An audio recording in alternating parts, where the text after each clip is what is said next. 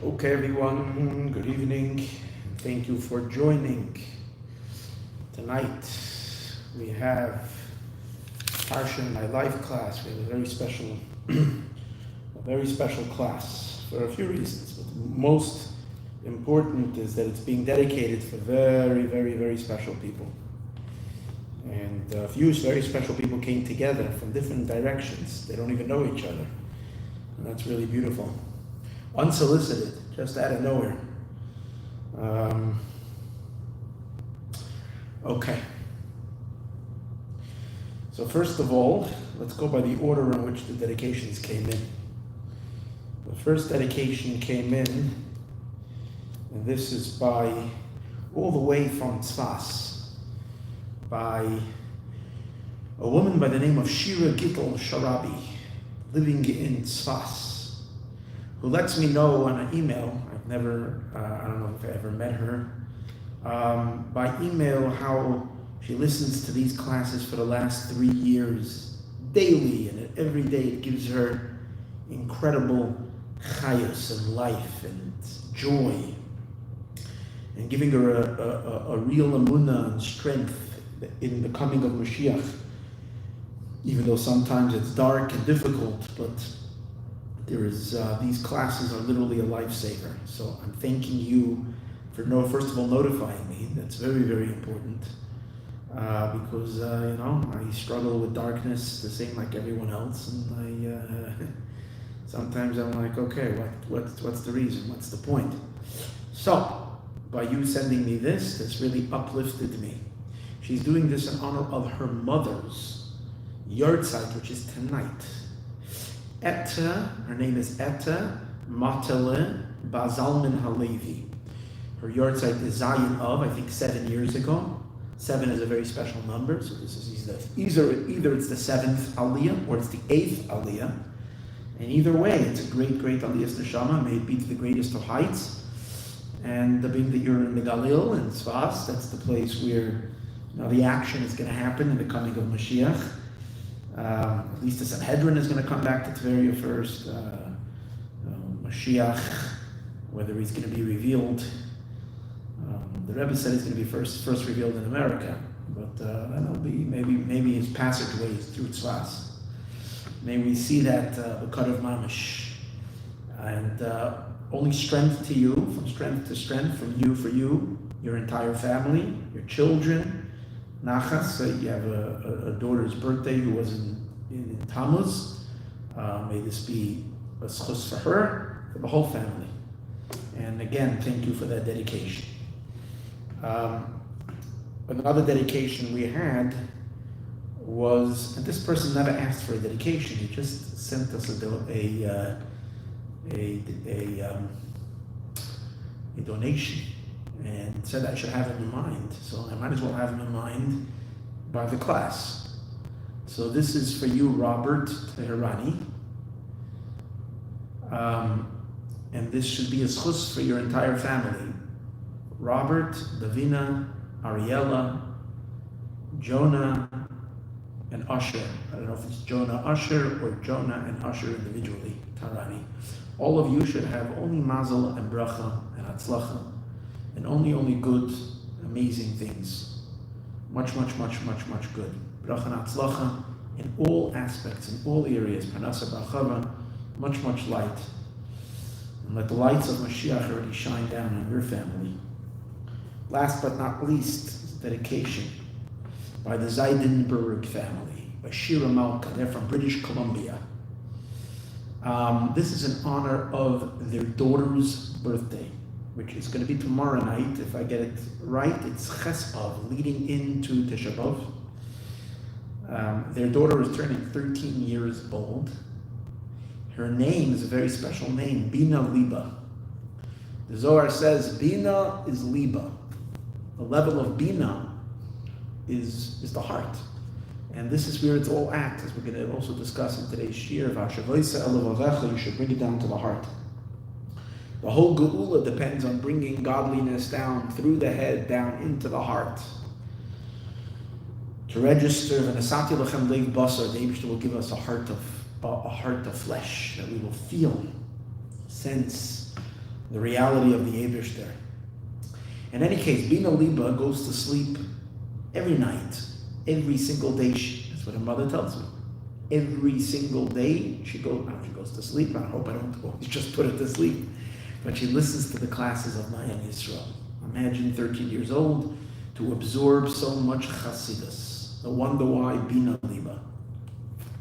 And I hope from the absorption that it has in your soul and in your heart, which I'm sure it does, it will penetrate my heart as well, and the heart of all the listeners, and the heart of the entire world. The truths that are spoken in these classes, which are divine truths of pure Chassidus, may this already come down into the... And when we have already the full Bina Liba, which is the third Beis HaMikdash, is where it's all registered. The Beis HaMikdash is sometimes referred to as the heart of the world. So, happy birthday to you, and a year of Shnas Bracha and Hatzlacha. May from your birthday we go directly into the biggest Yom Tov. May it be already this Tisha B'Av, the happiest Tisha B'Av ever. Because even if we're going to commemorate the following Tisha B'Av, it's hard to believe it can beat the first one. The first Tisha B'Av when we come out of Golus and go to the Geula. And may we merit already the full, complete. I love your email. I just noticed when I was looking through the dedication, I noticed your email. I want to ask the Eibishter if the Jewish people are not ready for the Geula. Your Shira Malka's email is pakoidpakadati@gmail. That's awesome. Thank you. Thank you for all these listeners that are keeping me so inspired and so alive and so devoted. I hope to be more devoted, but this is very special. So that itself is already enough to make this class special, but the class is going to be special because we're going to speak some special stuff. Special thoughts, special ideas. This is going to be part 3 of a shir that I started 2 weeks ago, and 2 weeks ago I gave 2 classes consecutively, one day after another. I think it was Monday and Tuesday. And I was supposed to give the third, but I guess it was so important for this to be spoken, and for this to be revealed, at least to the English-speaking audience. The revelation of it is in writing has been already many years since the Rebbe said it. The Rebbe said this Maimer in 1962, but then it was published and edited and published later in 1990. But I don't know if it was really transcribed in English yet, this Maimer, and it's a fascinating Maimer. And we did 2 of those classes. I intended doing it last week, but again, there was obstacles. And here we are. We're going to do part 3, hopefully completed. And it's interesting, maybe it was waiting for this week, because it's not just a part 3 of a discourse which relates to the 3 weeks, to the third Beis HaMikdash, and so on and so forth, but it actually is connected to a pasuk in this week's parasha. In this week's parasha, it says that very pasuk that I mentioned earlier regarding to the birthday of Bina Liba, where it says, "V'yadaita hayoim," you should know today, "V'hashevoisa elovavecha," you should translate it to your heart. What should you know? Ki Havaya hu Elokim, that Havaya is Elokim. That these 2 names of God are both one. When we know this secret of Havaya hu Elokim, then we've done and we've brought about the full purpose of creation. We've brought about the whole purpose of existence. So tonight's class really,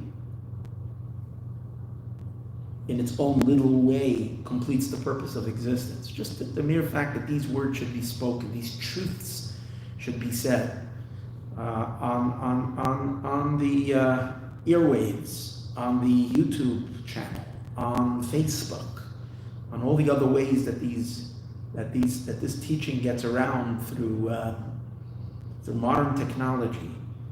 Modern technology was created just for the sake of these incredible, deepest secrets of that reveal the underlying truths of existence, which is the pneumius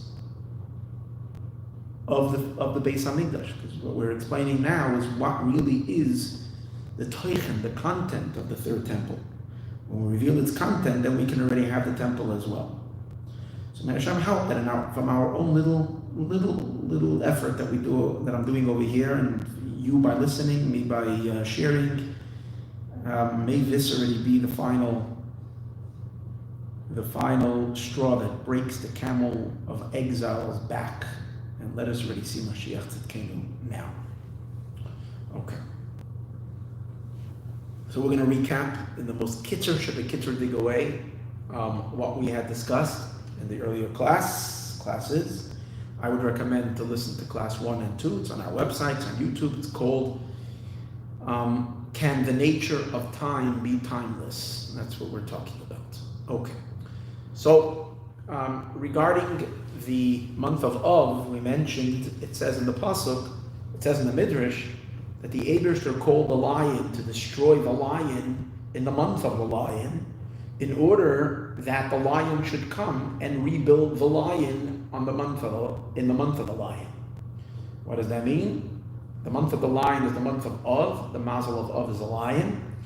The lion that was called was Nebuchadnezzar, who's called a lion. He destroyed the temple, where the temple is referred to as Ariel, a lion. And the purpose of all of that is for the sake that the lion should come. The lion is referring to Hashem in the month of the lion, which is the month of Av, and rebuild the lion.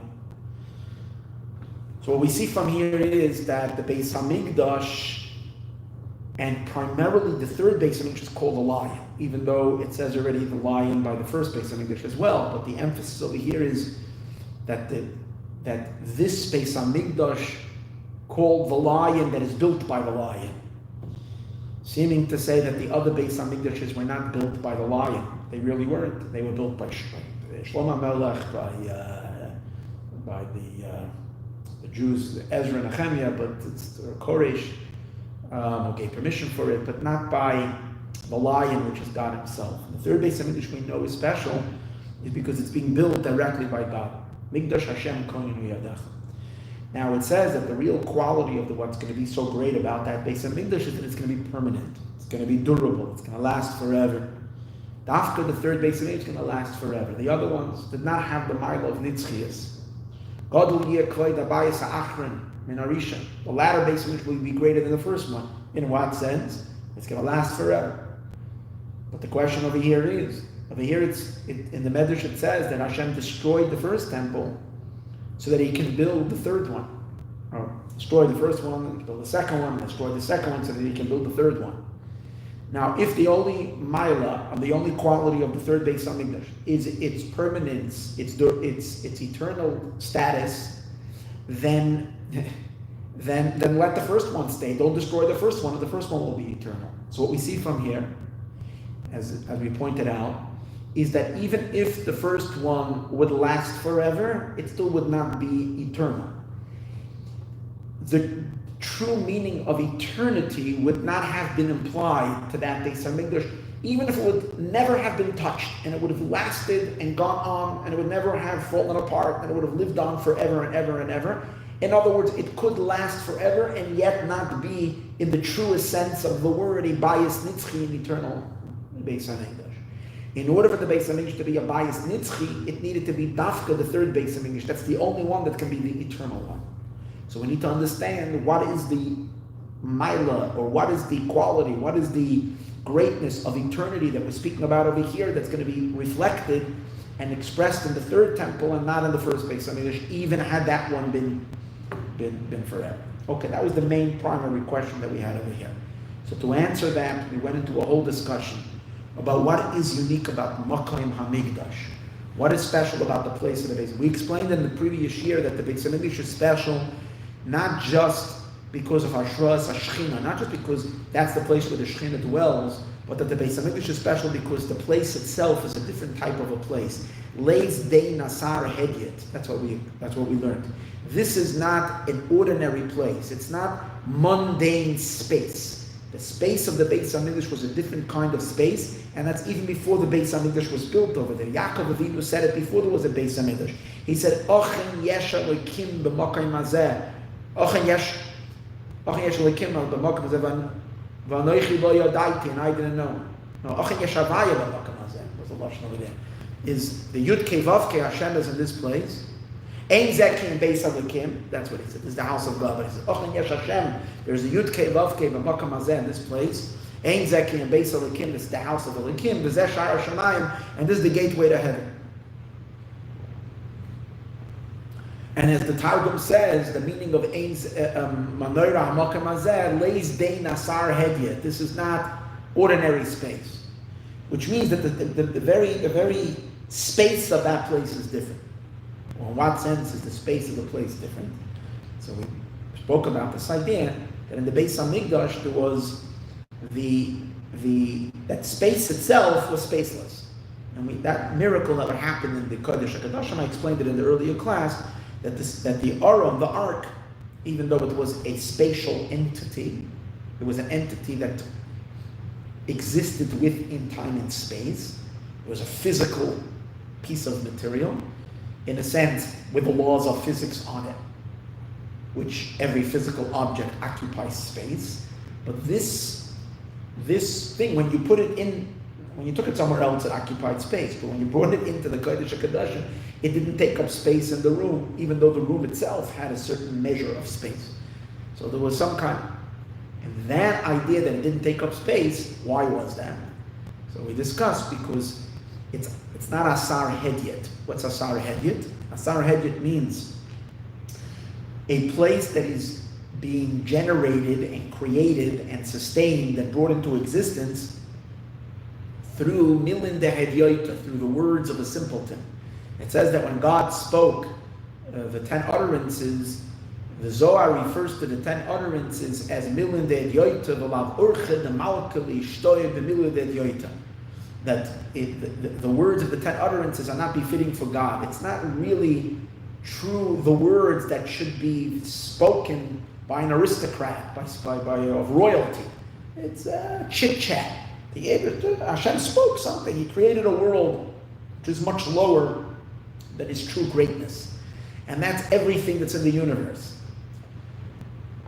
But when we say this is not asar hedyoita, means that this place is somehow, it's a space that has within it a presence of something that's beyond the ordinary space that is created by milin de hedyoita, by the asara mamoris, by the 10 utterances. What does that mean? The 10 utterances come from the name of Elokim. As it says in Bereshis bara Elokim. And then we know there's mentioned, Chassidus, maybe the Zohar mentions it, that there are 32 times the name of Elokim that is mentioned in the story of creation. It means all of creation is brought about through the name of Elokim. And Elokim, that's what sets the laws of physics, of time and space. The Beis Hamikdash, being that it lays dein asar hedyoita, when I say Beis Hamikdash, I mean the space of the Beis Hamikdash, even before the temple being there, is different. In which sense is it different? Is that that's a space that's deriving. Oh, now it's a very important point. It's okay. I'll say that in a moment. It's deriving its existence not from Elokim, but from Havaya, from Yud Kei Vav Kei. Yud Kei Vav Kei transcends nature, transcends the order, the physical order, the laws of physics of time and space. That's why in Yud Kei Vav Kei you have Hoya Hoya V'Iyeh, past, present, and future together, all in one shot. So as Yaakov Avinu said on that place, the lashon over there, Achin yesh Havaya b'makom hazeh. B'makom hazeh, this space has a gilui of Havaya. It's intrinsic to the place that Havaya is being galus of it. But this is very important to understand. It's not purely. It's a different zone. Everywhere else, all of existence is deriving from Elokim, and right over here, or whatever that means here, there is a gilui of Havaya at this place, and there's no Elokim. That's not what it means. We know that when Hashem created the world with the Asara Mamorais, the Makam HaMikdash was actually the first and the beginning of that creation. As we know, the Even HaShasiyah is called Even HaShasiyah, the foundation stone, because that's where all of existence germinated. That's the seed, that's the foundation stone. Everything else was built around it. So that too comes from the name of Elokim, which is the power behind creation, which is the Asara Mamoris, which is the Milan de Adyoita. It's not that this is not part of that creation. It's just that in addition to it being created from Elokim, there is an underlying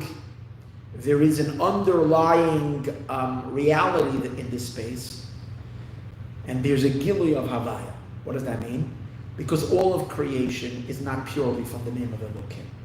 All of creation is really from Havaya. Hashem really creates through Havaya, and the power of Havaya is filtered with the name of Elokim. It's some kind of a blend between the two names of Havaya and Elokim that result in creation. Usually, the inyan of Elokim, the name of Elokim, completely filters and screens Havaya, that it does not allow the beyond time and the beyond space element of the divine to express itself. So what comes out on the other side, once it comes through the filter of Elokim, is a rigidity of time and space. The Makam HaMikdash, the Elokim did not obscure Havaya. On the opposite, Elokim allowed Havaya to come through. Not only allowed, but actually, as we're going to see today, the depth of the main idea of what we're going to see today is Elokim conveyed and expressed Havaya. And as a result of that, this space has different rules. On the one hand, it has space because it's created from the name of Elokim. That's why the room had to be measured with very specific measurings, which is only possible if it's derived from the name of Elokim, which allows for limited existence of time and space. But yet, it's as it was space, and within its space, it was spaceless. And as we're going to see in the third Beis Hamikdash, that even though it exists in time, but it's timeless. And that's the true secret of its eternity. It's the convergence of both. And the main idea is, and that is not an added, that's not an addition to its existence, but rather that's the nature of its existence itself, as we're going to explore. Okay.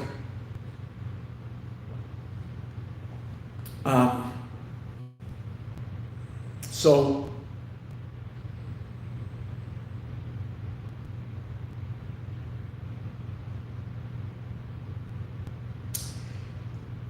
let's see what other components are necessary before we can continue today.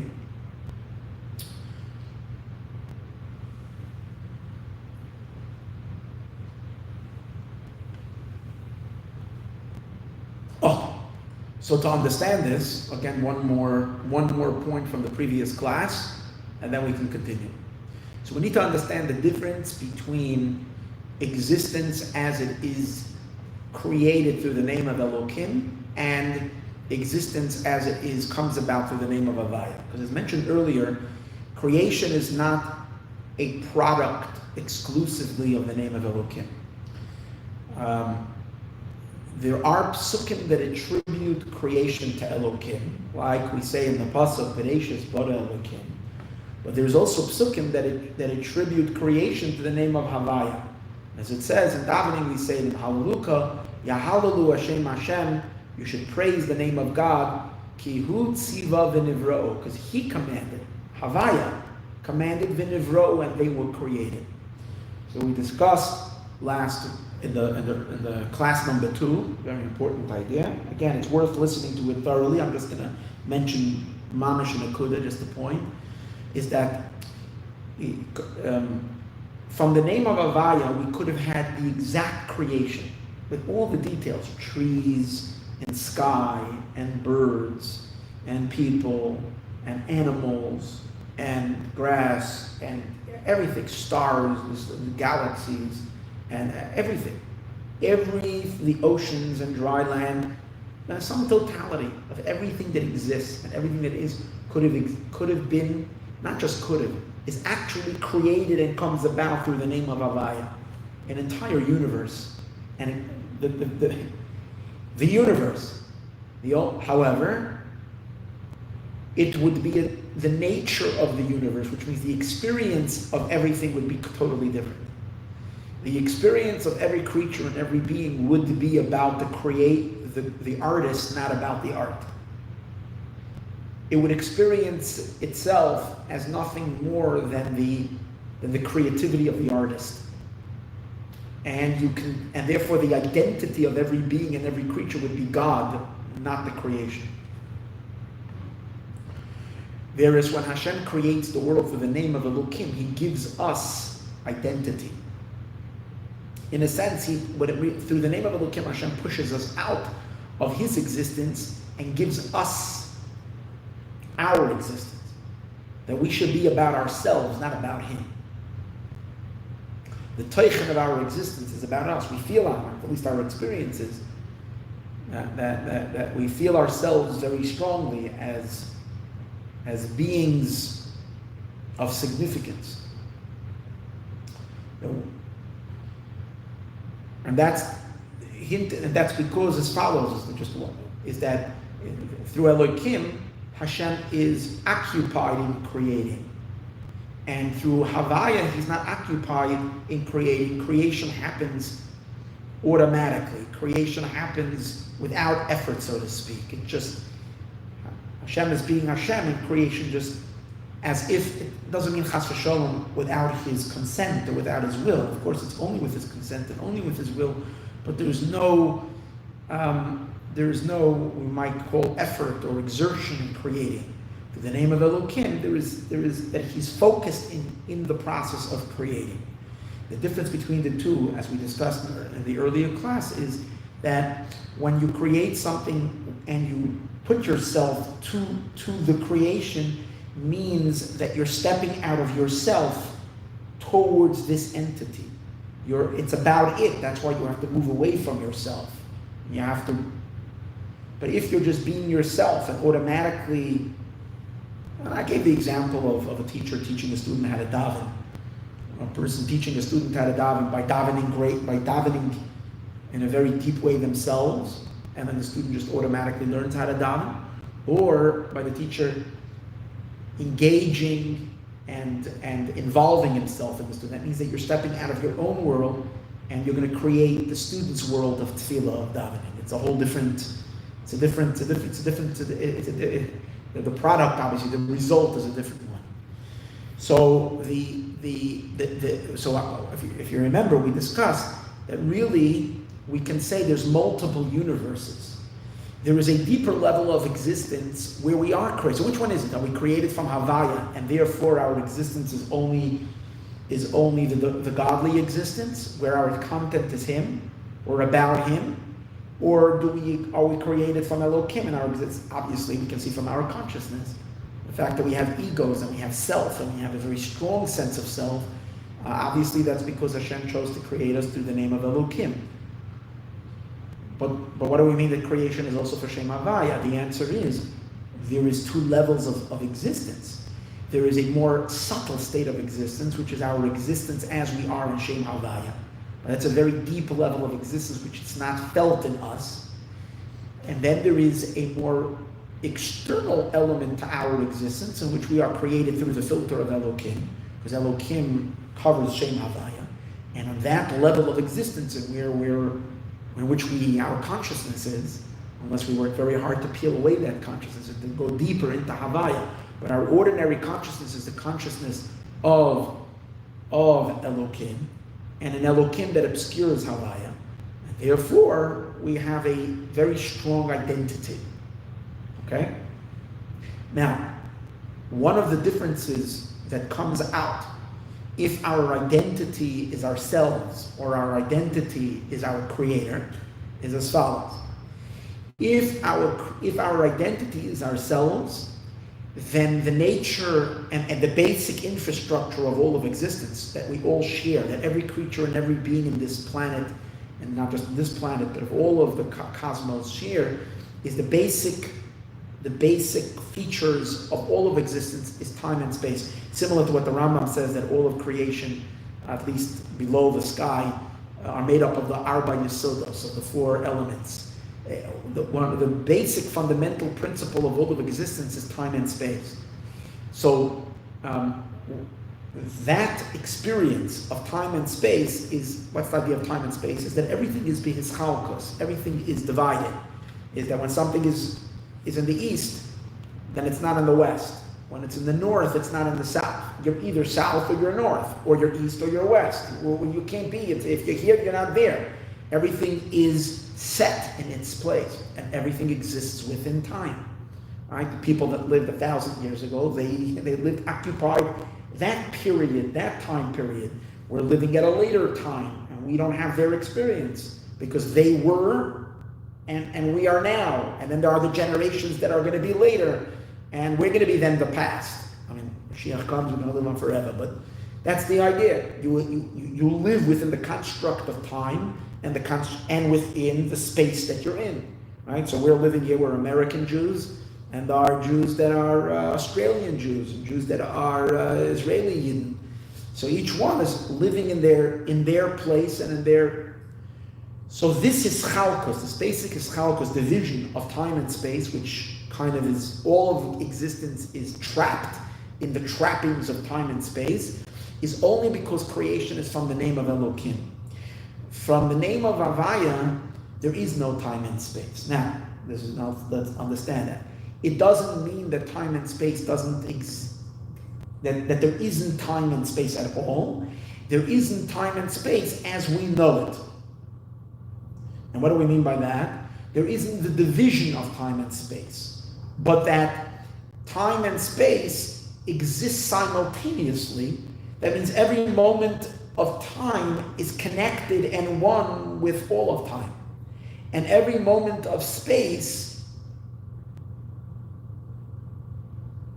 is really connected. Every moment, every inch of space has and connects to all of space. And it's not an individualized, separate, there's no separateness. And the reason for that is because if your identity is you, then you feel yourself. And then you feel yourself, you are opposite of someone that is different, not you. No, so your metzius, your existence fills your space. You fill that moment of time. You fill that space that you're in. And you're a contradiction to something other that occupies space. And that 1 inch in the south is different because it's in the south, with its characteristics of being in the south, is different than 1 inch in the north, with the characteristics of being in the north. This is cold and this is hot. Or whatever difference. This is high and this is low. So these things can't go together. But if the inch or if that foot of space in the south, its identity is not that itself, but its identity is its creator, that God created it. And the identity of the foot in the north is not its existence and its characteristics and whatever it is, but the fact that God created a Metzias of north. Since their true identity, what's felt in them very deeply, is the creativity of the creator, then they're not opposite each other, because the content of both of them is the same creativity. So here and there are really one and the same, one existence, one reality, inseparable. So all of space is unified together. All of time, past, present, and future. That's why you say from Havaya, from the Yud Kei Vav Kei, which is this higher level of existence where God creates the world without work, which means the creation is just an expression of Him, not an entity onto its own. It's not like when we speak about Havaya, where we're not mentioning any aspect of time, just pure. I don't even know what you would say eternity, but eternity. We're also thinking that time goes on forever. But beyond that the whole system of the whole reality of time, we're not saying that. We're saying Hoya v'yeh. Hoya means he was, he is, and he will be. That means whatever is impacted by Havaya does have a past, present, and future, but not experienced as three separate times. How does that work? We don't understand because we're outside of that. We're living in the limitations of time and space. So now we'll understand what was the chidush of the Makom HaMikdash. What is the novelty of the space of the Beis HaMikdash? The novelty of the space of the Beis HaMikdash is that everywhere in the world, Elokim dominates over Havaya, blocks the timelessness and the spacelessness of Havaya. That state of bittul is blocked, meaning that state of identity with Creator, identity with God, that level of consciousness is completely blocked, numbed, shut down from the creations. They exist only from stage 2 in the creative life force, that's what's coming through to them, which is the name of Elokim, which puts everything into its existence. It makes you aware of self, and therefore self-aware and self-conscious, and become about your own existence. And then the clashes begin between my space and your space. You're there and I'm here, and that's how we can survive. Two entities can't occupy the same space. And in general, that creates differentiation. It leads ultimately to war and to opposites. This is all a consequence of the name of Elokim. So generally, the name of Elokim is completely a powerful filter that blocks Havaya. In the Beis HaMikdash, the chidush is, in that space, is that Elokim did not block Havaya. Since Elokim did not block Havaya, so what did you have? On the one hand, you had a room that was a room, and a box and an ark that was an ark, which means it had all the features of space, but at the same time, being that Havaya was coming through, in which Havaya there is no space, and rather there is, but the space is not space in that sense that it's all that things don't occupy space in the sense that if I'm here, I'm taking away space, because all of space can converge as Havaya was revealed in Elokim and expressed through the conduit of Elokim. That's how you have this convergence of space and spacelessness. Okay, this was the Chazara, the repetition of what we learned earlier. Now we're going to take this and to the next level. And again, this was just a very brief review of very deep concepts. So again, I would recommend listening to the full classes that we learned earlier. The question still remains over here is as follows. The real chibur that we're saying that happened over here is that there was a connection of Elokim and Havaya. That the space of Elokim became completely unified with the spacelessness of Havaya. But here's the question. That is an oxymoron. That itself is an impossibility. Because when we're saying that if Elokim is applied to Havaya, if you have Havaya energy, creative energy of God, emanating and flowing from God, which brings about an existence in which the definition of all the existence is the source that creates. That's the definition of all its existence. So let's call that stage A. Then you're coming in and you're bringing in stage B. You're applying Elokim. What is the definition? What is Elokim's objective? What's its entire identity? Is to block the consequential rays that are emanating from God, which are really the stuff of what all creations are made out of, and block the source, so that these rays don't feel that they're emanating from a source and that they're submerged in their source. So therefore they become, so to speak, they formulate into existences, into existence that is independent, that is separated. And what that does to everything is that it stiffens up. It makes all of creation rigid. It brings about, it highlights the differences. It emphasizes the differences. So that what that really means is it locks every creature and every being in its space, in its time, and in its features. And if this is hot, then it's a contradiction to cold. If this is fire, then it's a contradiction to water. And that's what Elokim is supposed to do. That's what it does. So if you're going to say that in the Beis Hamikdash, Elokim was not applied, so then you can say, good, everywhere else there is time and space. Right over here, when you walked into that room was unfiltered. That's when you had a channel that the filter was not applied. If the filter was not applied, okay, so you have spacelessness. You're saying that the filter was applied. The definition of applying that filter is that the resultant consequence is space. The moment you're saying that no, Havaya is now dominates. So they say, now bring back Havaya. So what is Havaya going to do? So Havaya is now going to dominate over Elokim and break the filter. So you broke the filter. So there is no filter. You can't have it both ways. There is a filter that filters out the infinite. And therefore you have this finite result with all of its limitations and definitions. But at the same time, you have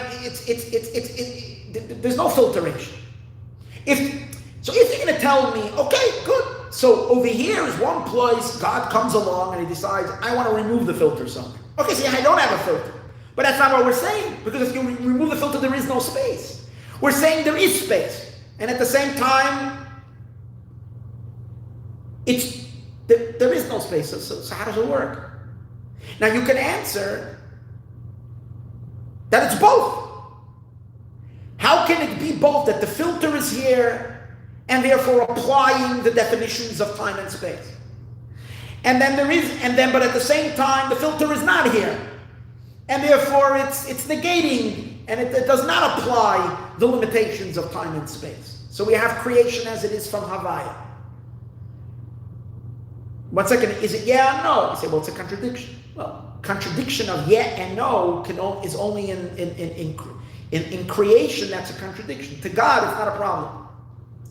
God can simultaneously be yes and no. He can make something be and not be at the same time. It transcends logic. That would be an answer. And sometimes in Chassidus, that's the answer that is given for the phenomenon of the Makam HaMikdash, of Makam HaAron Eina Min Amida, that the place of the Aron is not Min Amida. Sometimes that's the explanation that's given. Doesn't have to make sense. It's called Nimna HaNimnois. It's from God's pure omnipotence, and therefore he can do something that is essentially a contradiction.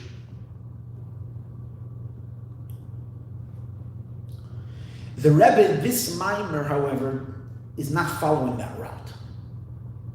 He has a very big chiddush. His chiddush is no. That we have to that from, and he says we see it from different places, from different Maimarim. The way they explain it is that there seems to be some logic to this. It's not just accept it. God created logic and he can do whatever he wants. He supersedes logic. And the rules of logic don't apply to him. So you can have yes and no at the same time. He says, no. There is something over here that we can actually appreciate it intellectually, logically, how this can work. And in this, we're going to have two levels. We're going to have it working through one explanation, and then we're going to have it working through a second explanation. The difference between these two explanations is going to be as follows. The first explanation is going to apply to the first Beis Hamikdash and the second Beis Hamikdash. To this convergence of time and timelessness, space and spaceless, and beyond space in the first two temples, they're both in accordance to the first explanation. And then there is a much deeper convergence of space and spacelessness, and the same also time and beyond time, from a much deeper understanding of what's allowing it to happen. A phenomenon that was not present in the revealed way in the first and second temple, but only in the third Beis Hamikdash. And that's the idea that we're going from the beginning, why the third Beis Hamikdash is the ultimate Beis Hamikdash, and why true eternity is only from the third Beis Hamikdash. So I'm just going to lay out the outer structure so that it'll be easier to, later when we fill it in, it'll be easier to grasp. So again, we're having two explanations of how we can converge Makayim and beyond the Makayim. In the idea that Makayim ha'arin einam and amida, that the place of the arin doesn't take up space. This convergence, how it could be explained, is by explaining something with two explanations, one more external explanation and one deeper explanation. The more external explanation will explain the phenomenon as that was already present in the first and second temple, but in the third Beis Hamikdash, we uncover a much deeper understanding. And where is it? Where is it uncovered? It's uncovered in 1962 when the Lubavitcher Rebbe says this mimer. I mean, we're going to see, it's already stated in the Pasuk by Moshe Rabbeinu. Ata harei soladas, you have shown us to see, ki havaya hu Elokim. But the explanation, logically, that the mind should be able to grasp it, what Moshe Rabbeinu means when he says havaya and Elokim. Because really, space is a product of Elokim, and beyond space is a product of Havaya. If we're going to bring the two together, if we're going to bring these two together, Havaya and Elokim, and show how Havaya and Elokim are really one, the convergence of two opposites, Havaya and Elokim, convergent, the consequence of that is that Makayim and Lamailom and Makayim, which means space and beyond space, are one. And that's why you can have space and spacelessness together. Space itself can be spaceless, and time itself, can be timeless. As a consequence of the unity of Havaya and Elokim. What is the Beis Hamikdash? The place where that unity happens. That's the whole point of the Beis Hamikdash. Yichud kutshe berichu v'shchinte. The unification of HaKadosh Baruch Hu and Shechina. Shechina is Elokim, the name of Elokim, or the name of Adna, which is the consequence of the filter of Elokim, which allows for the name of Adna, which is the source of time and space. HaKadosh Baruch Hu is the name of Havaya, Yud Kei Vav Kei. And the Beis Hamikdash is where this Yichud took place, like the two cherubs, expressed in the Aron of the two Luchos. One is representing HaKadosh Baruch Hu, and not the two Luchos, the two Reuven, the two cherub. One is representing HaKadosh Baruch Hu, one is representing Shechina, and they're unified. We're in the Aron, and that's what brings about. So from the entire content of what the Beis Hamikdash is, and we're going to see that from the Beis Hamikdash, really this unity takes effect and begins to show in the rest of the world as well. And that in all of creation, all of existence, ultimately we discover the yichud of Havaya and Elokim, and at that point, space itself breaks out of space, and time breaks out of time, and the world kind of elevates itself. When we redefine creation, when we see it differently, we liberate all of existence from the confinements of time and space, and the world evolves. This is so fantastic. Just by this higher truth, by this higher consciousness, which doesn't take anything other than digging deeper into the definitions of one's own existence, to discover that these definitions, the way we've seen it till now, just are not really the true depth of them, and then suddenly our entire reality switches, which is already being seen in science now with the discoveries of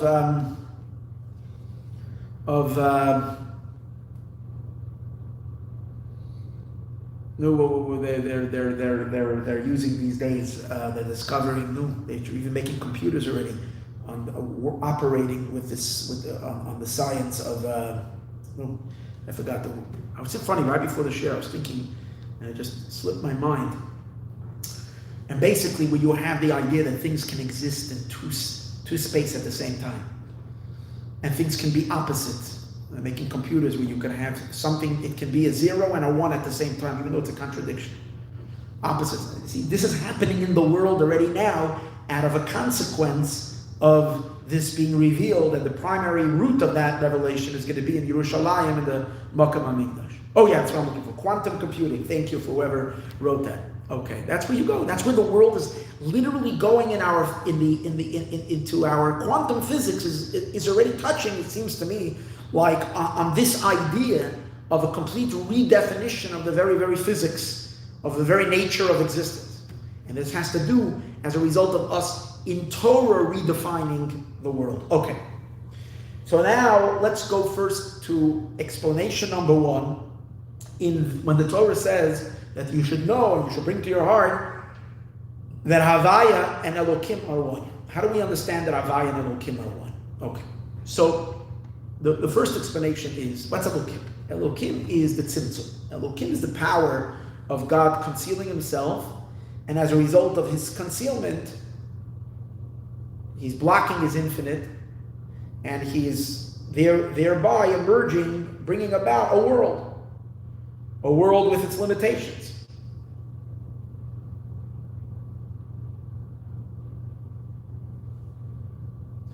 So the consequences of Elokim is that one does not experience the otherwise. One cannot see and realize the infinity of the Ein Sof because of Elokim. Without Elokim, the infinite light would emerge outward, and there would be an expression of Ein Sof. And as we said earlier, even if creations would come into existence, they would still sense the Ein Sof source that created them. And therefore they would all be identityless and lost in the infinity of their creator, to the point that they wouldn't even have any consciousness of their own being. From the name of Elokim comes kind of this concealment and this blockage, as it's explained in yesterday was the yahrzeit of the Arizal. And when first it was Orin Seif Mamala Kol Makam Achol, first it was the infinite light that filled the entire space where creation was later created. And then, so what did Hashem do? And there was no room, no possibility for a creation. So Hashem made what we call this big black hole. A black hole meaning he removes himself from the space of creation. And as Chassidus explains, it's not a true withdrawal, but it's just a withdrawal to the experience. We're soon going to see what that means, to the experience of the creations. And within that black hole, Hashem goes about and creates so what's that black hole? It's all related to this concept of Elokim that's filtering and blocking the Ein Sof. So it says an interesting idea, and that is as follows. This tzimtzum, this power that Hashem brought into play, that blocks the infinity, that blocks the bli gavul, the Ein Sof, the infinite, the endlessness, is only a block to the consequential creations that are going to receive from it. To the Ebershter, to God himself, to the source, Elokim is not blocking. That's point number 1. That means to him, even when you have already this whatever, let's call it a filter, when you have this filter that's filtering out and not allowing Ein Sof kind of expression and revelation, that's only on one side of the filter.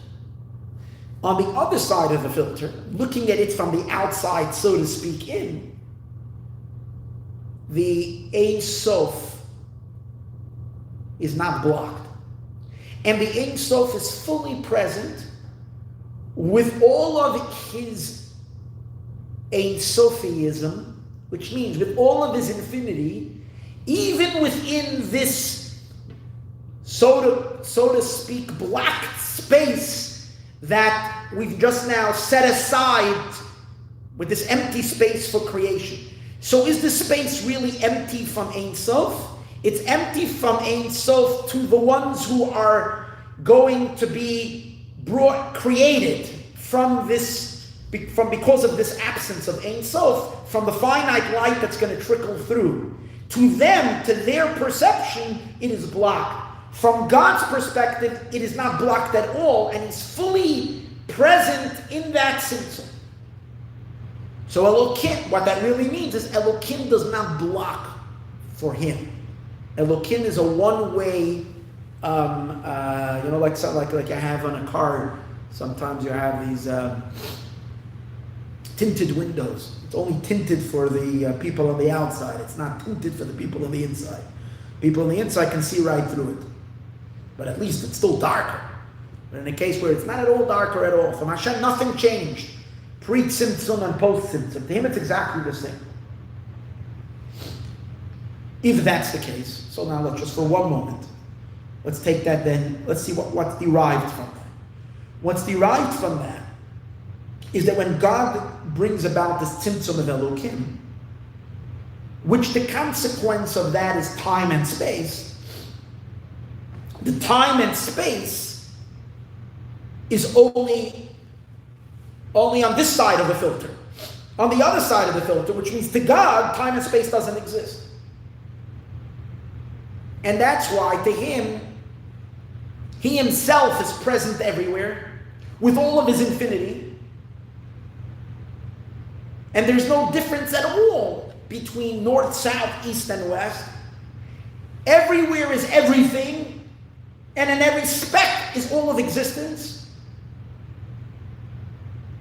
And time is whatever was and whatever will be for all of eternity, and whatever was and whatever is now is all simultaneous. It's all now. It's all present. There is none of this differentiations, of this separations, of this definitions. Because to Him Elokim doesn't block.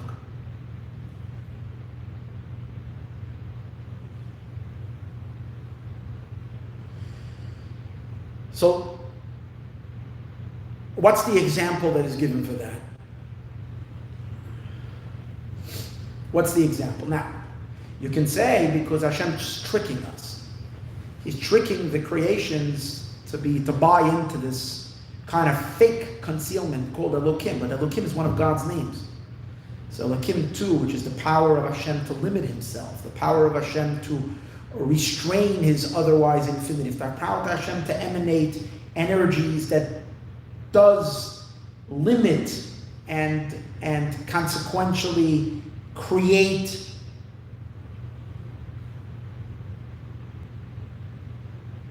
things with definitions, with boundaries.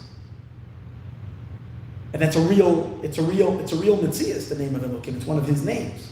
It's His power to define Himself, or to limit his energies to specifics, and thereby create all the specifics of time and space. So what do we mean that to Him it's not? And if it's not, then it's not true. Then what would that mean? That would mean that our existence is an illusion. If our existence would be an illusion, then why should we take anything seriously if we don't even exist in a true manner? So Chassidus gives a very interesting idea and understanding to us to be able to understand how the filter is a real filter, and it's truly to us, but to Hashem, He's beyond that. So the example that is given is from a teacher and a student. A teacher has a very, very rich and powerful idea. A very, very, very amazing concept. A very, very deep. Similar to this concept, this concept that we're learning today. This is very deep stuff.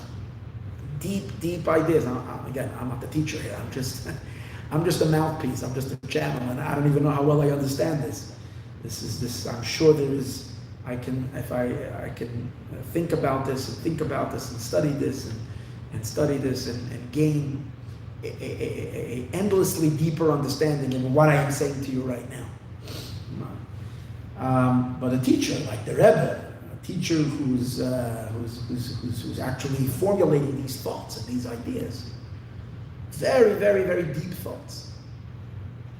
And then the teacher knows that the student, and he wants to teach these teachings to the student, but the student is not at all capable of such abstract ideas. This is way too abstract. It's way too deep. But the teacher wants to teach the student. And what does the teacher want to teach the student? The teacher wants to teach the student the full concept, the full idea, the full depth of the idea. They know the student is not ready for it yet. So what does the teacher do? So first of all, they have to start the lesson. To start the lesson, they have to give the student a very preliminary concept, a very much lighter concept, much lighter, simpler concept. You can imagine, to start talking about the concepts of time and space to second graders. They're not. This is way too abstract. Time and space. Second graders, third graders, fifth graders even. Some of them have smart kids. They're picking up on it. You get a little older, get to high school, college, go to yeshiva. You can start thinking in the abstract. Little kids, right? So when there is this great distance between teacher and student, teacher wants to teach the student. So number one, the teacher has to shut in their mind for a moment the idea. Because as long as the bright idea, with all of its richness, with all of its depth, is illuminating and overpowering and overwhelming the mind of the teacher, then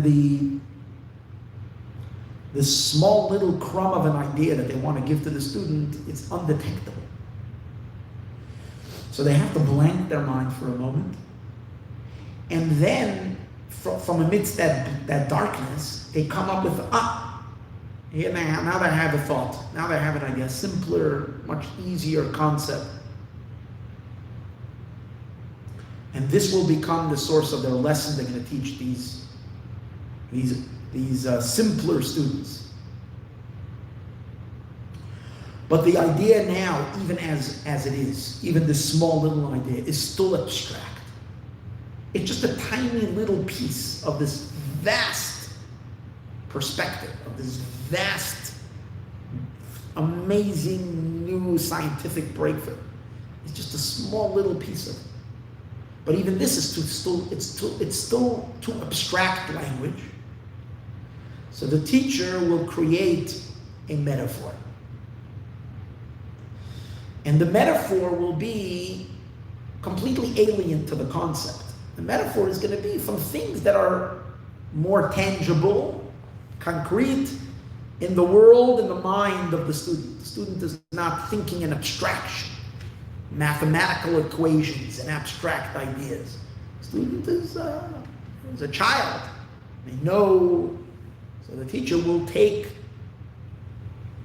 examples from the world of the concrete material world that the student lives in. And that's how the teacher will present and in this metaphor will be this deep idea. Again, what will be in the idea? A small little, one thought, one kernel of this vast idea. When the student is getting the lesson,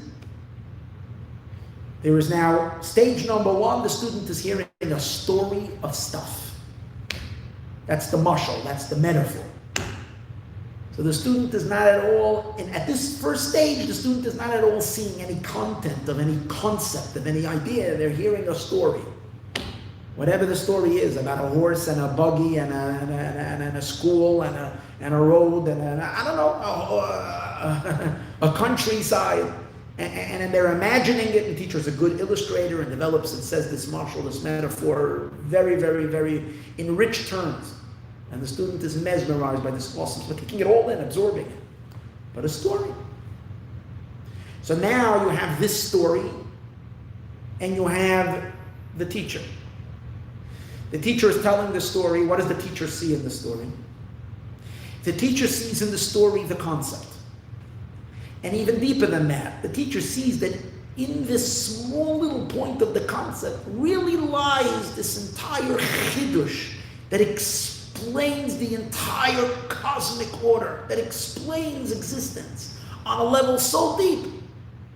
It's all watered down to one little crumb, one point.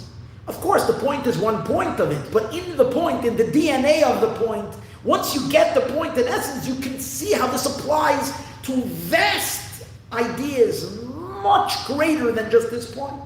Not only that, the teacher sees that in the metaphor. The metaphor that's talking about the horse and the buggy and this one, the driving. You know, Rabbi Nachman of Breslov tells these amazing, deep ideas, and he tells these stories. Sometimes you're like, where in the world is he going? But obviously Rabbi Nachman, the tzaddik that he was, and the thought and the unbelievable mind that he was, experienced these deep truths about whatever, and he found them, and he told the story. And someone can just read the story, You know, there's interpretations, the concept of a metaphor.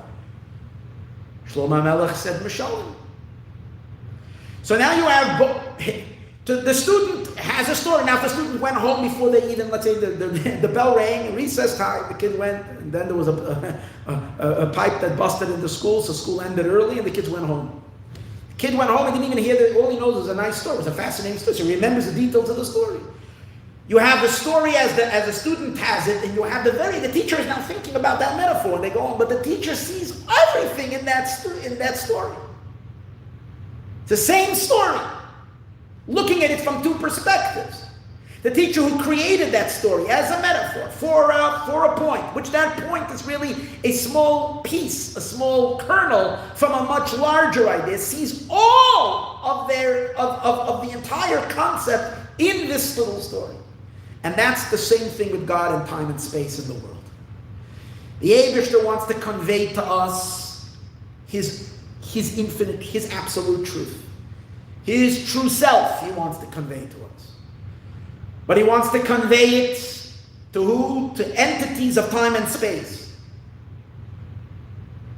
Whatever, why, what, where, and when, that's not the point of this class. But this is what God wanted. So he made a metaphor. First he chopped it down. First he separated the limited light from the infinite light.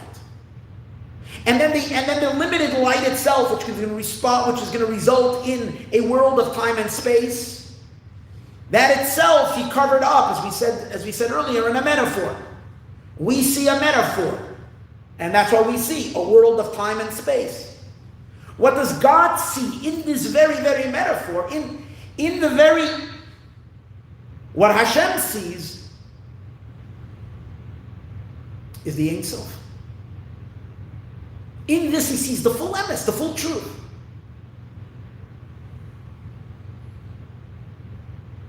And it's not that, and here's the depth of it. It's not that despite the fact that he made time and space, despite the fact that there is a metaphor, despite the fact that there is a metaphor, and there is a coach, and there is a wagon, and there is a countryside, and there's tulips, and there is a doctor that they went to visit, and a king, and robbers that came, and whatever the story was, whatever that story is, despite all of that, I'm not distracted by that. I see this one idea that really, this is really all what it's all about. It's not despite. It's that very, very creation, that very metaphor, that very reality.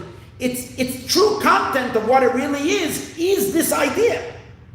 Camouflage.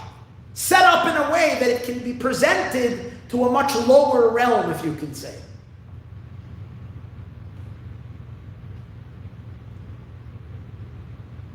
So Elokim, which creates the story, the whole story of all of creation, our lives and all lives and every story ever to be written, which is all brought about from the name of Elokim, which makes the metaphor. What is it really about? It's about telling the story of the Eibishter's truth. And what truth? Not a limited truth. The true infinite truth. We're seeing a metaphor. Eventually, we see the limited light. And eventually, when the student grows older, and it says a student will only reach the mind of the teacher after 40 years. So after 40 years of examining and re-examining the story, even if they've way beyond cracked the metaphor, they've seen the lesson, the content, they'll re-examine it and suddenly say, whoa, this just one story is this so much more. This is like vast, this is endlessly vast. They'll see what the teacher saw.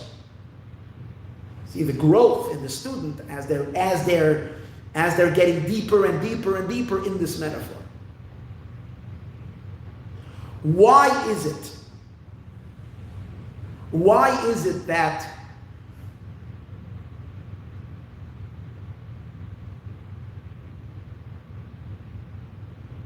the metaphor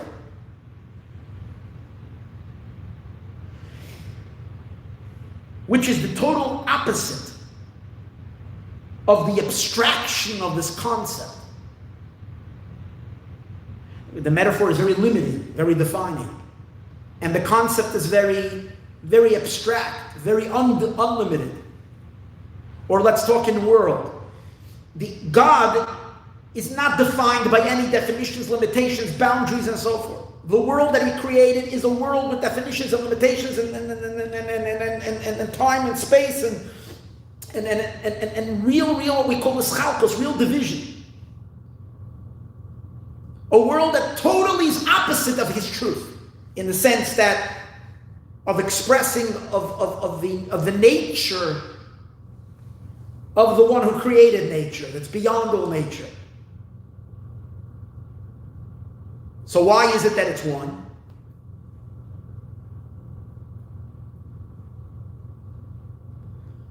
And the answer is, that's why we're using the metaphor of the metaphor.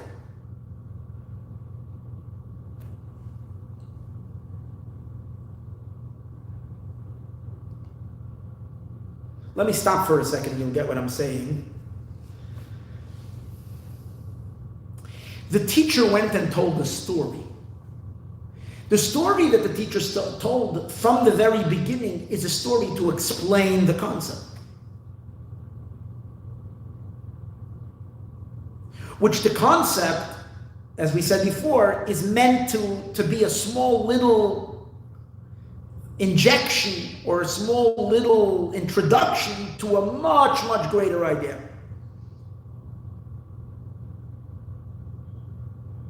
That means that the story, which is now a story of events or occurrences or objects and stuff that the student can relate to, has been initially molded and crafted and developed to convey the concept. So it's not about a distraction. It's not about a story. It's from its very initiation, from its very inception.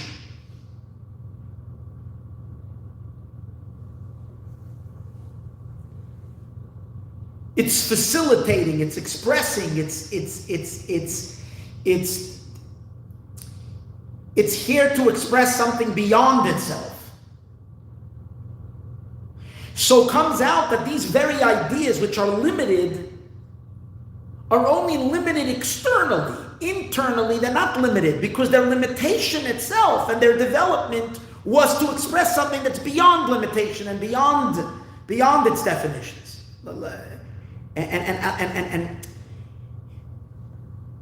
juxtapose that, compare that with a story a little different. How about if the metaphor that the teacher gave happened to have happened 3 weeks before that? The teacher doesn't know that the story happened. It happened that there was a guy on the road and robbers attacked him, and exactly what the teacher said. He gives a story, and the teacher doesn't know that the story really happened. It really happened. few weeks earlier, in a different time, in a different place. I don't know. It happened. So when you take a look at that story that happened, that story, how does that convey the abstraction and the idea? No. That story is a story that's about the story.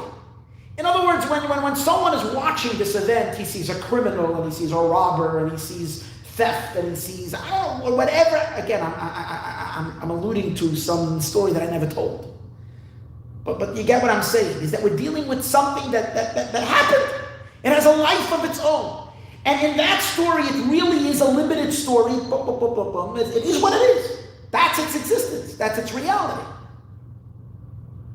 But in this story, the teacher created the story. So, since he is creating it for the conveying of his, so even though for the time being he's creating in the mind of the student an abstraction. Because if I want to teach you an abstract truth about the most abstract concepts and refined ideas, I don't want you to think about horses and coaches and robbers and roads and this and that. That's like creating, occupying space in the brain, which the brain now needs to process abstraction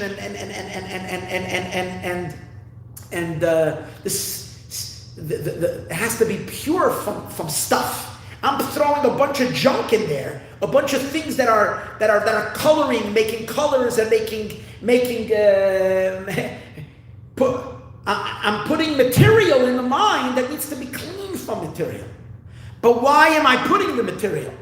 I'm creating these definitions and these limitations because in them and through them I see the idea itself, and by creating this structure, I don't mean that there should be a structure. I mean that you should undo the structure when you get it and you understand it and get back to the purity of the concept and of the idea. So what is the true definition of these very blockages, of these very stuff that I'm throwing into this metaphor? Their true definition is not the boundaries and limitations and storyline that it created. It's really the idea. That's what they're all about. And the idea is an abstract idea. And that's why it's not a contradiction.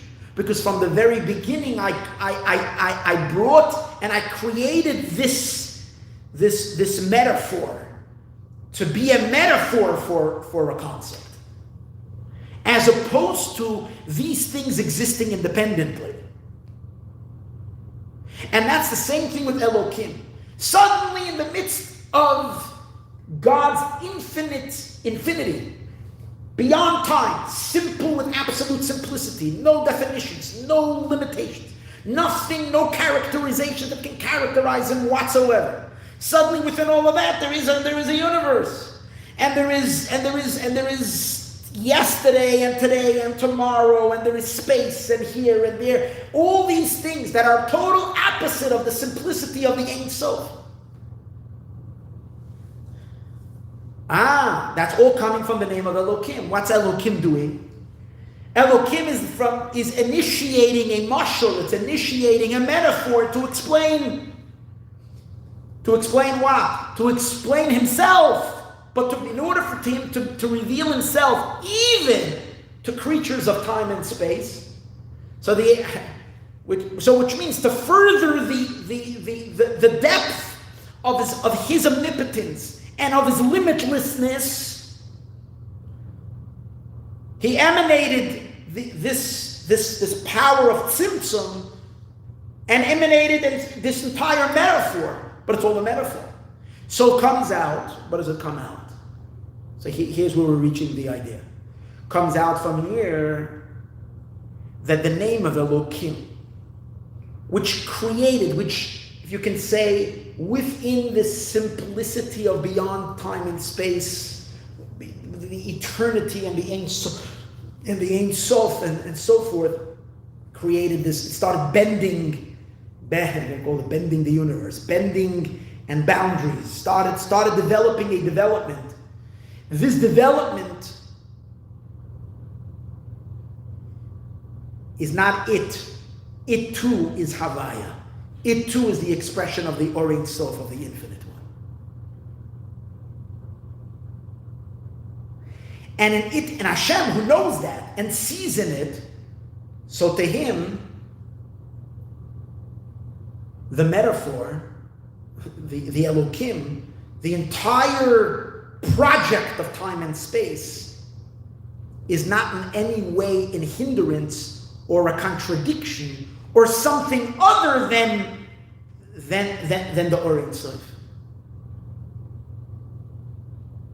And therefore, what happens from the Eibishter's? So what happens? So Havaya Elokim are absolutely one. As we said before, the teacher sees in the metaphor the entire emes. So then, consequentially, how does that trickle down into the world? It means that time and space, which the way it appears to us is time and space, is time and space. And it's truly limiting, defining, separating, and creating true barriers and walls. And in total negation and in total opposition of the limitlessness and the infinite and the timelessness and the spacelessness of God. But that's only from our perspective. From him, the mashal itself is a conveyor of his emes and of his truth. So it comes out according to that Elokim and Havaya are completely one. So therefore, in Elokim itself, and that's how you can have both of them together. In other words, just like let's put it this way, for the teacher to see the full depth, it's not like the teacher is, while he's teaching the student and while he's saying the metaphor, the teacher only sees the metaphor. It's not that way. And then the teacher says, the beauty of the teacher is that the teacher could undo the metaphor. There's no metaphor, and I can go back. I can see it like this, or I can see it like that. You know, sometimes I have these things that plays a trick on the eye. You can either see it like, you know, the face of a person or the face of a monkey, and which way you're looking at it. You're looking for a man. Sometimes you're looking at it, and then but in order to be able to see the other one, you have to undo the other. You have to somehow shift your vision. Or realize that this is not the nose, but this is the chin. You know, you have these. That one that I remember seeing was once. It was I don't know. They have all these different things that it deceives your eye. You see one and you see the other. So God can either see time and space, or He can undo it and not see. It's like, but that's not what we're saying. We're saying no. He sees in the metaphor itself. He sees the entire depth in time and space. He sees timeless. He sees the Ein Sof. So according to this comes out that you can have both at the same time. You can have the metaphor of Elokim, and therefore you have an entire world set with time and space. And so everywhere in the world, God, as He sees it, He sees how time and space is really not blocking, and therefore there is no limitations of time and space all over. There's no such a thing as here, there, everywhere. But our reality is we haven't yet gradually understood the metaphor. We haven't yet detected, and if we have understood the metaphor, we've only understood a limited idea of the metaphor, but not the entire concept. So we haven't reached by looking into the creation, into the world, to see the Ein Sof, the pure Ein Sof of the Eibishter. In the place of the Mikdash, we get to, if we go into the Kodesh HaKadoshim, that's a place that God is, we get to see it in the same way Hashem is seeing it. So the element of Havaya is not, Elokim is not contradicting Havaya, and they're both unified. It's Havaya and Elokim together. Time and space, and beyond time and space, have completely converged. They're at peace with each other.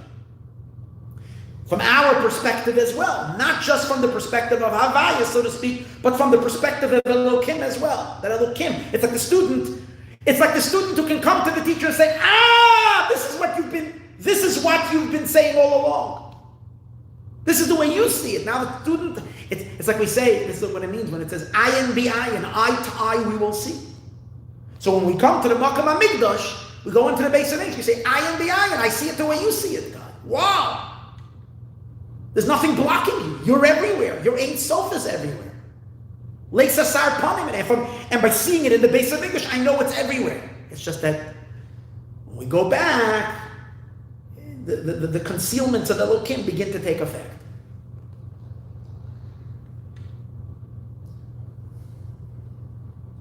So this is the more external explanation of the Yichud of Havaya and Elokim. This is on a lower level.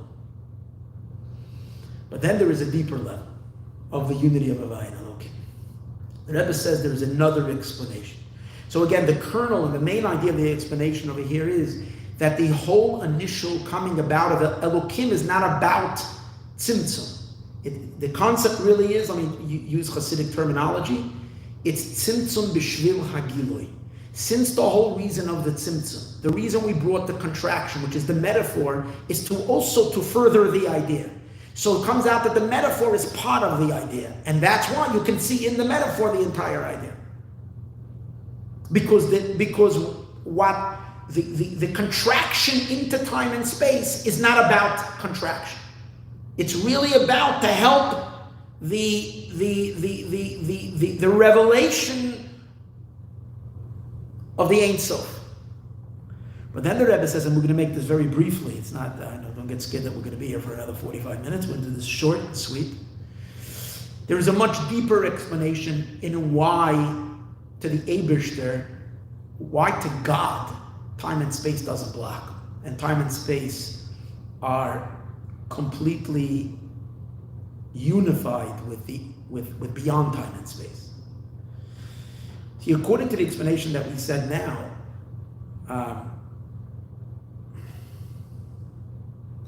what we're saying is like this: despite the fact that Elokim creates definitions, and definitions is the opposite of a definitionless God. It's a total opposite of the pshitus, of the simplicity of the Ein Sof that has no beginning and end, red or white, tall or short, hot or cold, whatever, all the things that come about in the creation. It's just we're saying that the reason these things exist is not to block him, but to ultimately convey him. So therefore, in them, he really sees him. So it's really not. So, but you realize, according to this explanation, we are still need to dismiss the time and space element. What do I mean we need to dismiss? We're saying that the time and the space are really not about time and space.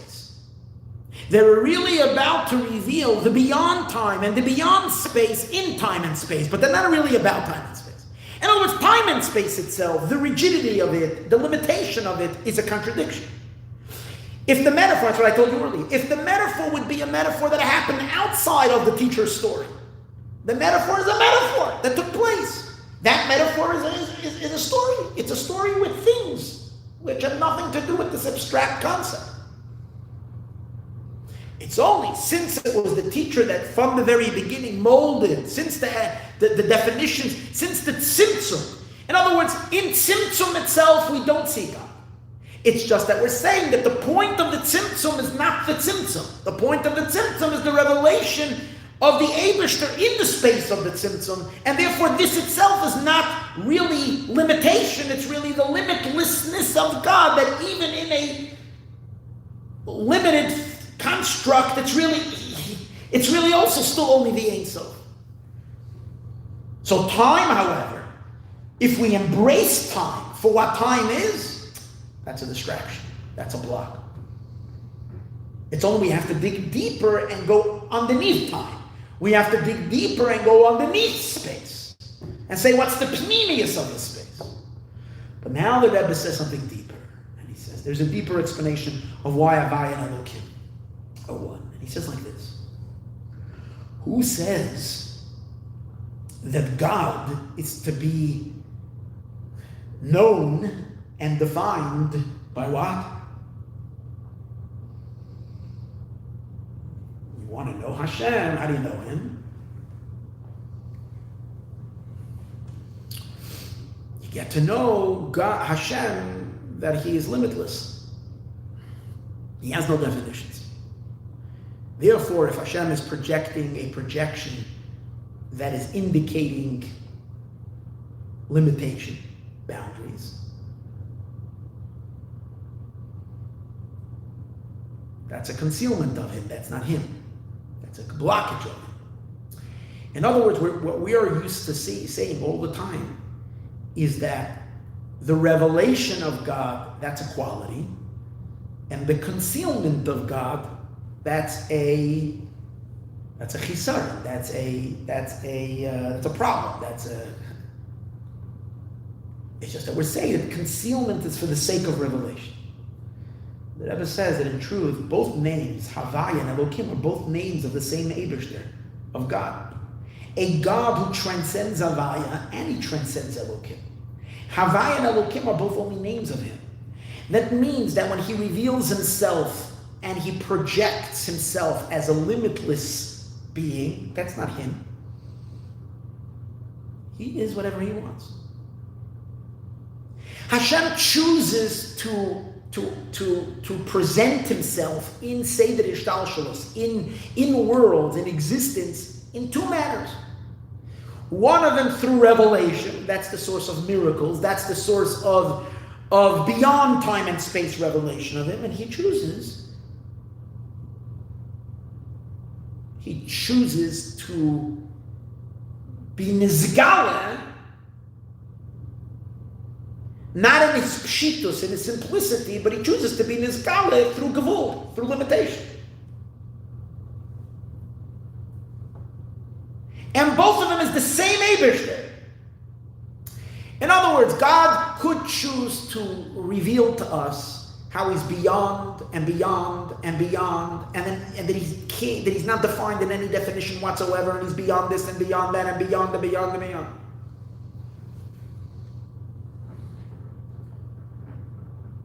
And if He chooses to express Himself with all limitations,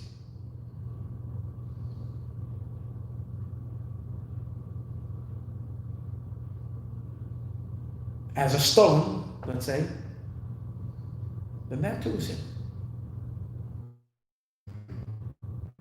He's not defined by the abstract. He's not defined by the limited. It's whatever He chooses. He chooses two kavim, one kav, one direction, one mode is revelation, and one mode, a mode of concealment. But even the mode of concealment is a way in which He's expressing Himself. And that therefore they're both names. Names means expressing of Him. Comes out like this. The timelessness of the expressions of Havaya, and the time and space, or the spacelessness of the expressions of Havaya, and the time and the fixed time and space of Elokim are both exactly the same. In what sense they're the same? They're both names of one being. Therefore, the consequence of it, the time and the space, not the power behind it, is both. In other words, you're going to say that the Eibishter is made up of two powers: a power to express and a power to hide and to conceal, to limit. No, he is. It's not even. It just is. So therefore, in the essence, it's just Him. So therefore, in the essence, Havaya and Elokim is Him. So they're both. So they're not contradicted. So the consequential time and timelessness is also him. And not because time is here to assist and to help the beyond time, to convey the beyond time. And it's not because space is really a conduit for spacelessness. It's here to reveal the spacelessness, and therefore it's just because space is limiting, and spacelessness as it's unlimited, and timelessness that's unlimited, and time that is limited are both one. Because in truth there's only one being, one simple Eibishter. And these are just expressions of the singular essence of him.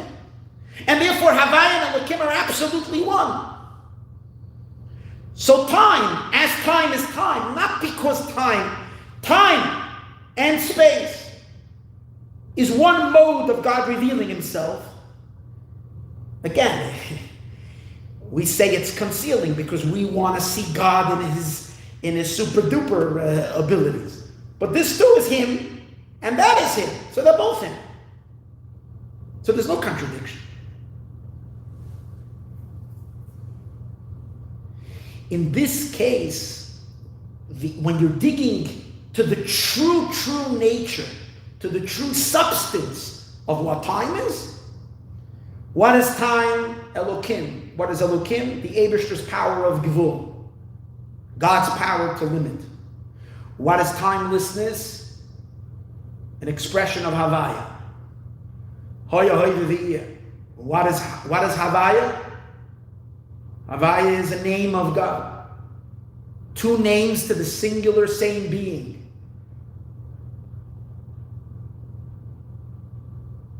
Out of his endless possibility, this name and this name. It's just one, it's one truth about him.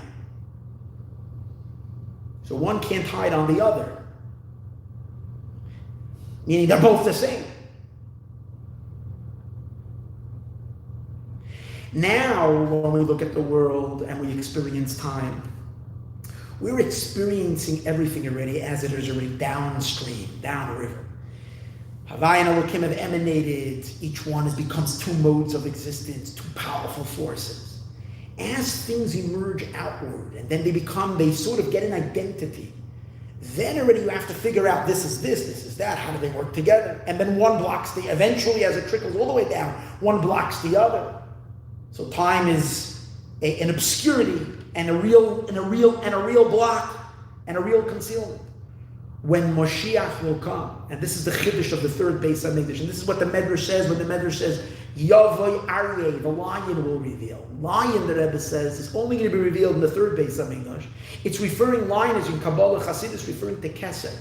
When Keser is revealed, meaning beyond Sfirot, in the first Beis Hamikdash, in the second Beis Hamikdash, Hashem's essence was hidden. What was revealed, Hashem was projecting his Sfirot, his attributes. In the attributes, there's different modes. A mode of revelation and a mode of concealment.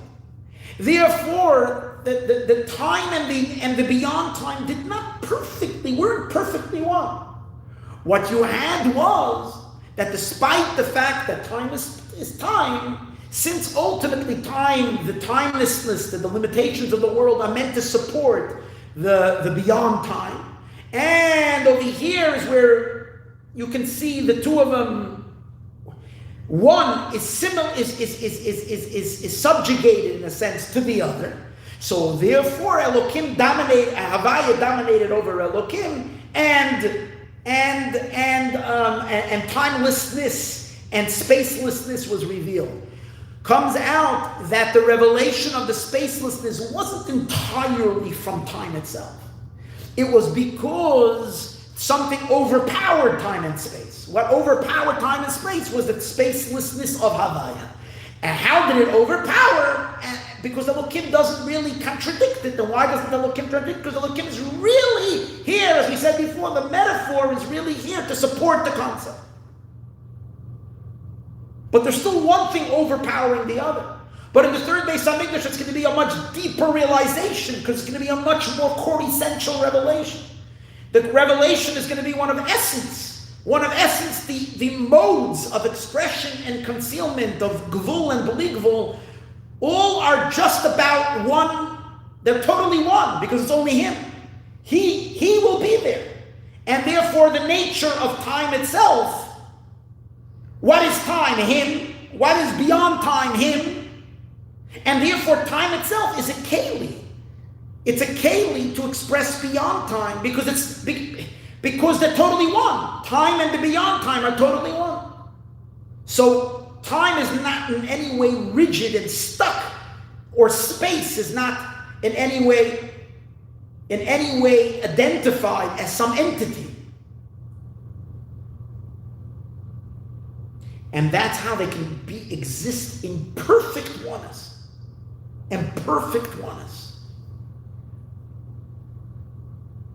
So what's the underlying point over here? The underlying point over here is everything is going to be reabsorbed in source. Or rather, let's put it in other words, source is going to reveal itself in all of its emanations. Completely. And it's so to the point, because it's going to be revealed, everything is going to be absorbed. When I mean to say, I didn't want to use the word reabsorbed because that would mean it almost like it's being undone. It's not being undone. Everything is projected, yet the source is moving outward to completely reveal itself in its emanations. And therefore everything will be defined by only one thing, and that is God himself. So there's no contradictions anymore. And therefore, the truth of what time is at its core, and what space is at its core will be revealed. And that is that it's the power of the Eibishter's Gevul, which is one with the Eibishter's power of beli gvul. It's the limiting of it. So therefore, it's not a contradiction. So time itself, and space itself, while it's being space, is spaceless, because it's not a limited space. It's the Eibishter. It's God.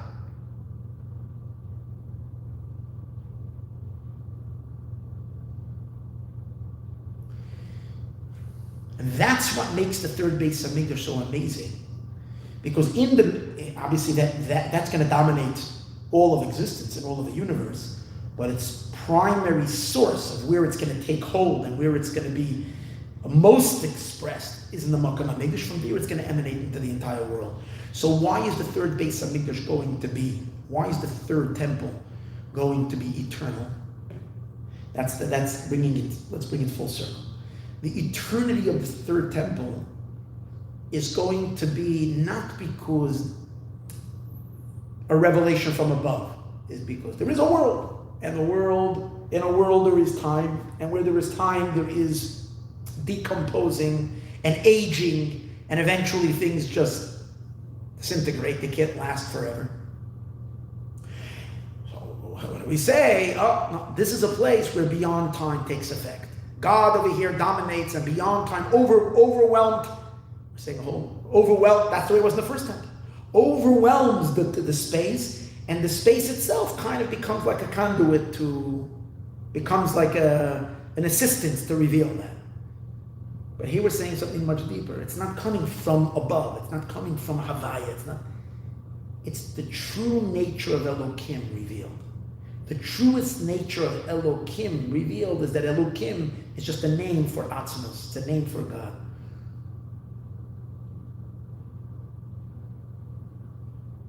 And the other power, and that very Eibishter, Atzmos himself, has the power to be beli gvul. So it can be, therefore, time and timeless at the same time. Doesn't make any sense, but... And space can facilitate beyond space. It's not space because it's space. It's space because this is what the Eibishter is now expressing. But it's the same Eibishter that can express beli gvul. So its eternity is not going to be from a revelation from above, but earth itself, but nature itself, but the world itself, from within itself.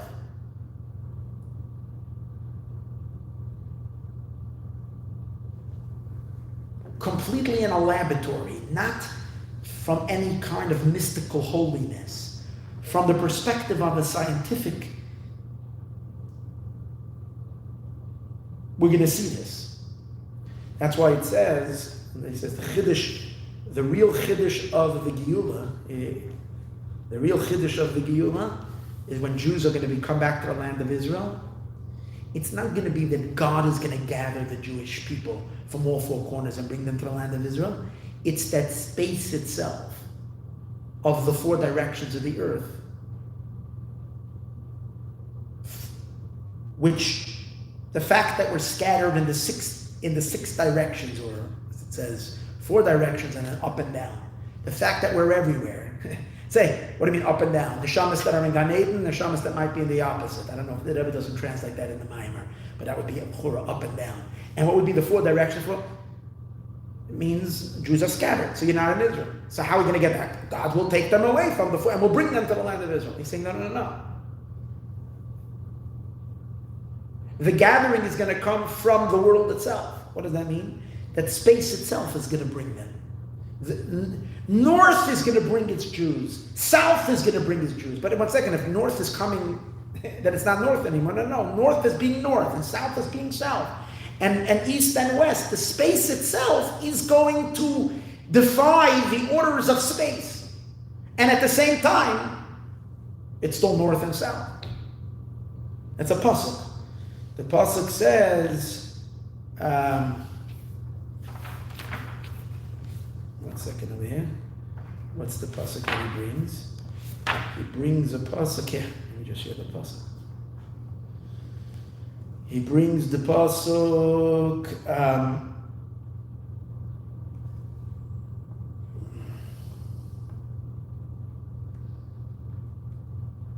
Mimizrach avi zaracha. So in the beginning, it implies that Hashem will bring. From the east, I will bring your children. Umimayra v'kaptzech. And from the west, I will gather you. So this is not proving it yet. But here's the word. Omer litzafay. Omer litzafay. He says to the north, Tani. He says to the north, give the Jews. Well, the Taman and to Taman al tichli, don't hold them back. Havi'i banai, bring my children meirachik from a distance. Ubnoisai mektzei haaretz.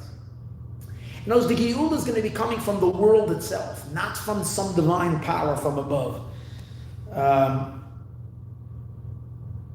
Re'ein metzidis David. So he brings over here, he asks the question, it seems only by the north it says, the north will bring.